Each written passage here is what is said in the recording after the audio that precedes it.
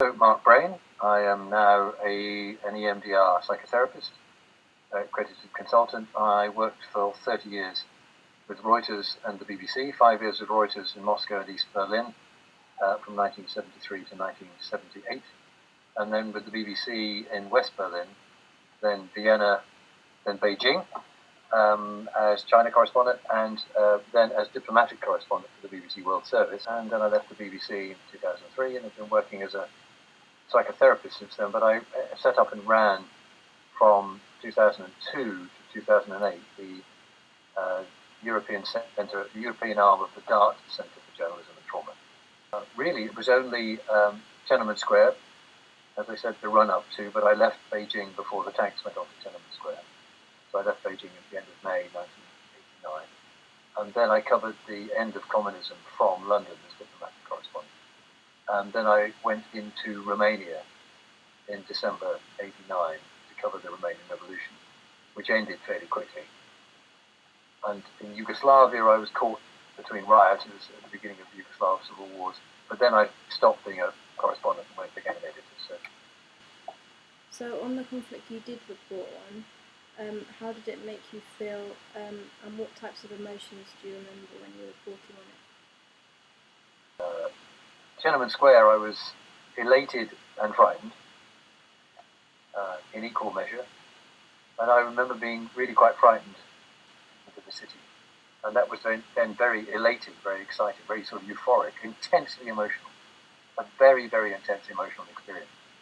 In the Romanian Revolution, I remember a certain amount of fear, but more excitement and elation in my case. I was most terrified when I was caught between riot police and demonstrators in Kosovo, former Yugoslavia, in Serbia, at the beginning of 1990, when the police were lobbing tear gas over the taxi, and the demonstrators were throwing stones. And I remember losing the plot. Actually, I really was so frightened that I actually cowered in the seatbelt of the back of the car. There's a certain amount of fear, but there's more a sense of purpose and meaning. That when people are on the front line and doing a really important job, a bit like soldiers sometimes, they can really get fired up by their passion for the work that they're doing and the meaning of the work that they're doing. So it can curiously be a very exciting, elating experience, an experience of profound personal meaning. So I guess more so of the people that you've worked with, were there ever times that their lives were at risk at all, or were you as well?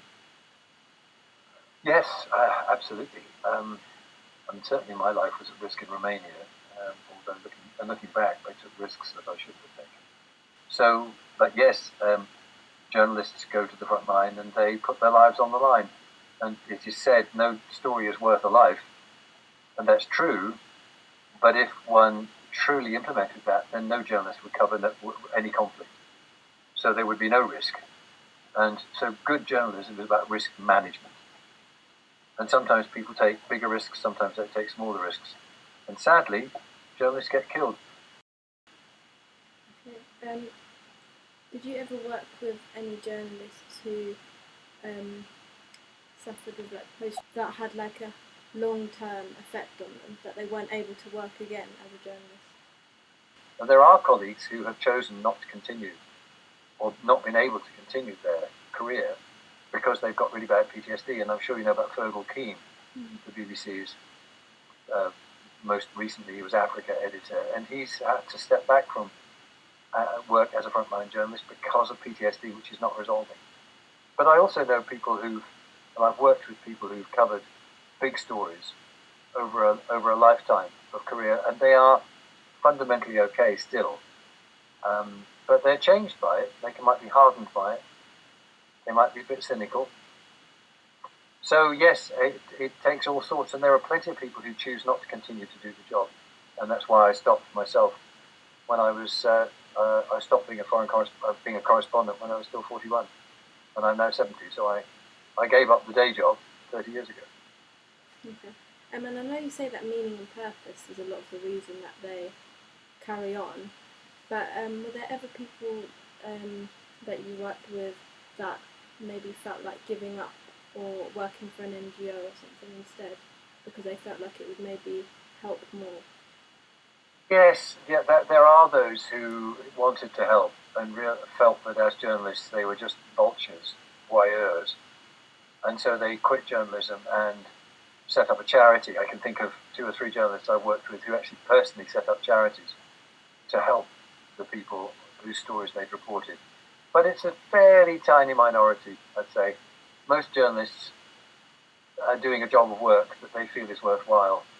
And my own master's thesis illustrated very clearly that most journalists are very, very good people who mean well and really are passionate about doing the right thing. And some get frustrated so that they leave journalism and join an NGO, but it's a pretty tiny minority in my experience. Okay. Do you believe that foreign reporting still makes a difference? Journalism has a bigger impact possibly in the aftermath of war. I think the trouble with journalistic coverage is a lot of it is obsessed about bang bang. So do journalists make a difference? Ultimately, less than they think.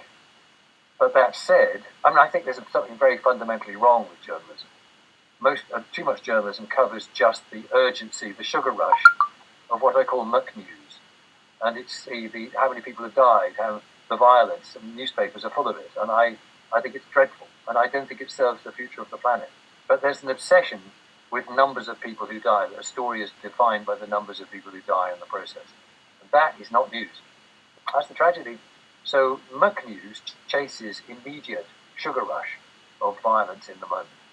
And do journalists make a difference? Much less than they think. So do you have any tips for someone entering the field? Don't go to the front line for bang bang, for excitement and thrills.